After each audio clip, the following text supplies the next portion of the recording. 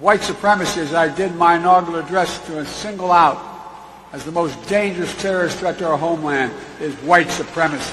The president yesterday at his commencement address for the Howard University graduates called white supremacy the major domestic terror threat in this country. Is that correct?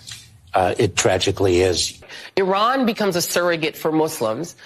You know, we're going to shoot people in Mexico, and talking about fentanyl becomes a surrogate for brown people south of our border. You never hear them say, we're going to smoke white supremacy out of this country in the same way they talk about terrorism in other places. I wonder why that is. White supremacists, right-wing extremists, and domestic terrorists trying to stoke fear in the hearts of New Yorkers.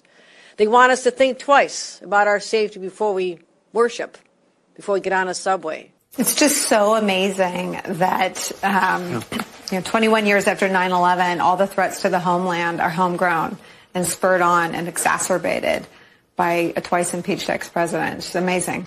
According to the United States intelligence community, domestic terrorism from white supremacists is the most lethal terrorist threat in the homeland.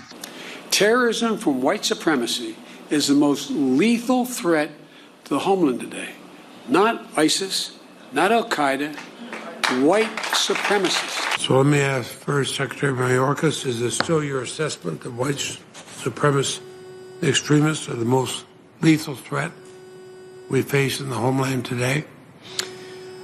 Mr. Chairman, I do believe that the intelligence reflects the fact that, indeed, that is the case. And Attorney General Garland, do you agree?